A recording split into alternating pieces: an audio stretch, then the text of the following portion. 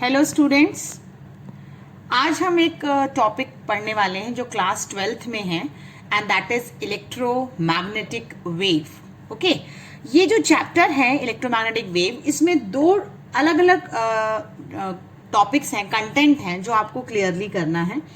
एक कंटेंट रहेगा कि व्हाट इज डिस्प्लेसमेंट करंट। ठीक है, आपको डिस्प्लेसमेंट करंट के बारे में पढ़ना है। डिस्प्लेसमेंट करंट जो है वो आई डी से डिनोट होता है।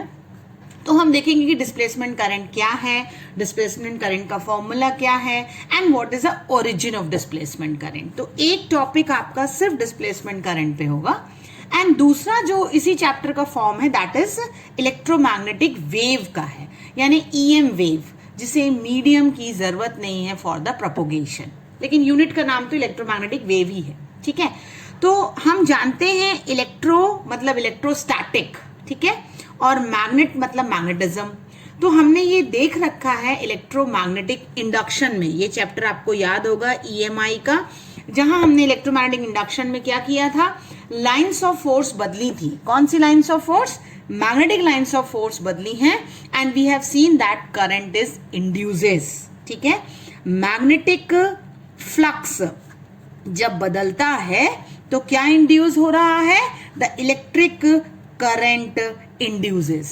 करेक्ट, मैग्नेटिक फील्ड बदलने से आपका करंट इंड्यूस हो रहा है। और दूसरी तरफ हमने एक चैप्टर पढ़ा था दैट इज मैग्नेटिज्म। उसमें हमने देखा है कि करंट कैरिंग कंडक्टर्स जो होते हैं वो लाइंस ऑफ फोर्स क्रिएट करते हैं, यानी मैग्नेटिक फ्लक्स। यानी मैग्नेटिक फील्ड जो है वो क्या दे रही है हमको? करंट दे रही है, इंड्यूस्ड करंट, यानी varying magnetic field gives you current and varying current यानी electric field gives you magnetic lines of force यानी मैग्नेटिक फील्ड। यानी आपके पास इलेक्ट्रिक और मैग्नेटिक फील्ड जो होती है वो चेंज हो सकती है, वेयरिंग हो सकती है ना। यानी अगर मैग्नेटिक फील्ड वेयरिंग है तो वो करंट देगी और इलेक्ट्रिक फील्ड आपकी वेयरिंग है तो वो मैग्नेटिक फील्ड देगी। ये हम ऑलरेडी इन दोनों चैप्टर में देख चुके हैं। अब जो टर्म आया डिस्प्लेसमेंट करंट, वो क्या है? एक्चुअली एम्पियर्स का सर्कुलर लॉ हमने देखा है। आपने मैग्नेटिज्म में जो है वो एम्पियर्स सर्कुलर लॉ पढ़ा है और एम्पियर्स का सर्कुलर लॉ ये कहता है कि अगर आपके पास एक क्लोज्ड सरफेस है, जिसे हम एम्पीरियन लूप कह सकते हैं या क्लोज्ड सर्किट है, तो you can say that line integral of magnetic field over any closed path और सर्किट।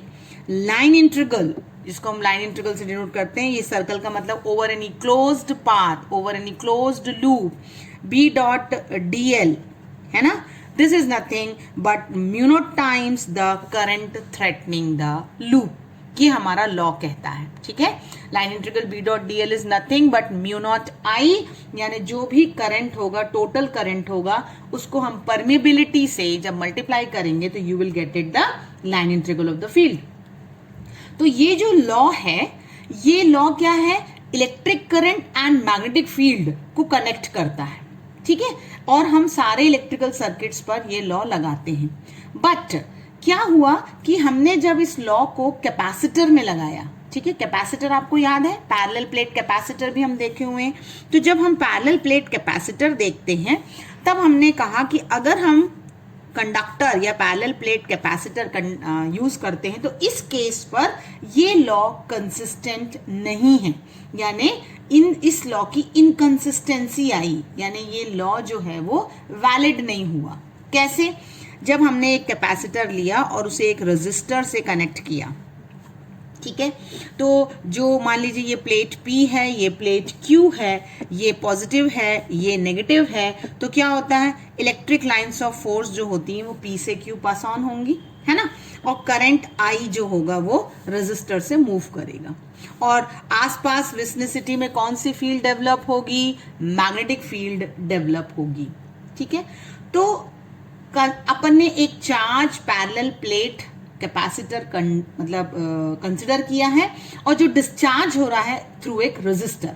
ठीक है, current I leaves the plate P, ये आप देख रहे हैं, the plate P it leaves the current I, है ना, and what will happen, you will see that current will flow through this connecting wire. इस connecting wire से current flow होगा जिसे हम conduction current कहते हैं, IC. इसे क्या कहते हैं, conduction current. अब ये जो conduction current है ये connecting wire से flow होता है, लेकिन जो पैरेलल प्लेट के बीच का एरिया है, the space between these two plates, है ना, यहां कोई करंट नहीं है. There is no current flow between the space in between the plates. Plates के बीच में कोई भी करंट नहीं है.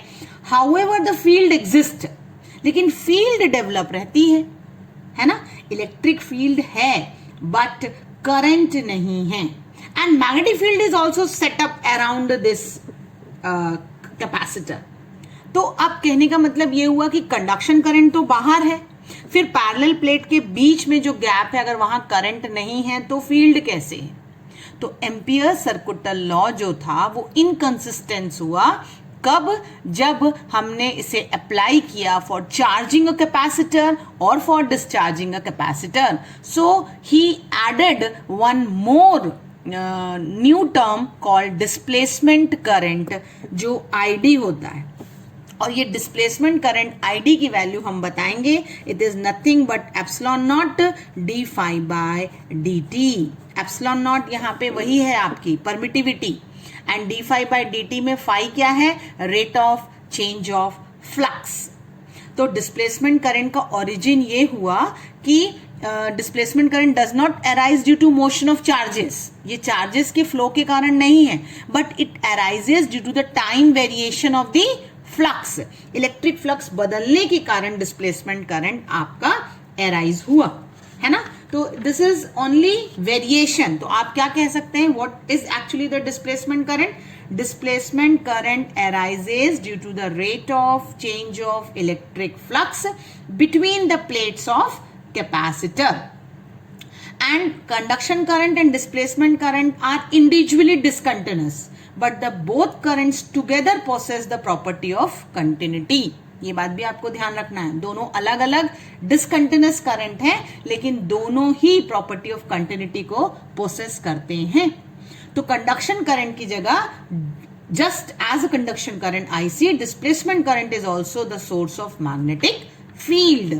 तो जैसा आईसी होता है वैसा ही आईडी होता है, लेकिन कंडक्शन करंट जो होता है वो फ्लो ऑफ चार्जेस के कारण होता है, लेकिन जो डिस्प्लेसमेंट करंट होता है वो टाइम वेरिएशन इलेक्ट्रिक फ्लक्स के चेंज के कारण होता है. ठीक है, तो पहले हम ये प्रूफ करेंगे कि जो एम्पियर्स का लॉ है वो इनकंसिस्टेंट है, और लॉ इनकंसिस्टेंट होने के कारण हमें उसकी कंसिस्टेंसी बतानी है. तो उसके लिए हम कंसिडर करते हैं. ठीक है, तो आपको एक क्वेश्चन मतलब पूछा जाएगा कि how the law is inconsistent. कौन सा लॉ आपका इनकंसिस्टेंस है. आपका जो लॉ है वो आपका एम्पियर है, inconsistent of Ampere's law, सर्कुटल law. Inconsistency आपको उसकी बतानी है. ठीक है, सो इनकंसिस्टेंसी का मतलब ये हुआ कि जो बी डॉट डी एल है वो म्यू नॉट आई के बराबर ना रहे. तो हम सबसे पहले क्या करते हैं, देखिए एक प्लेट ले लेते हैं. ये आपकी प्लेट्स हैं, ये पैरेलल प्लेट कैपेसिटर है सपोज, है ना. This is parallel plate capacitor, और ये एक रजिस्टर से कनेक्टेड है. इसके लिए हम दो लूप लेते हैं. ठीक है, सिंपल लूप लेंगे. मान लीजिए ये प्लेट प्लस है, ये माइनस है आपकी, और रजिस्टर ये आर है ना. करंट जो है वो फ्लो हो रहा है I1. तो एक लूप हम लेंगे कहाँ, पैरेलल प्लेट के जो है वो सामने. मान लीजिए ये प्लेट P है, ये प्लेट Q है. तो एक हम लूप लेंगे छोटा सा, जो कि किसके पहले होगा, पैरेलल प्लेट कैपेसिटर के बाहर होगा, है ना. लूप प्लेट P के पहले होगा, और एक लूप हम लेंगे इन दोनों के बीच में, जिसे हम S2 ले रहे हैं. ये दोनों सर्कुलर लूप्स हैं. तो you consider two surfaces S1 and S2. एक सरफेस आपका S1 and S2 such that S1 is outside the parallel plate and S2 is inside.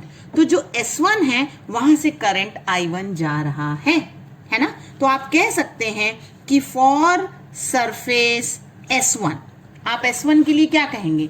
आप S1 के लिए कहेंगे कि line integral B dot dl is mu not I1, क्योंकि वहां से तो ये करंट जा रहा है।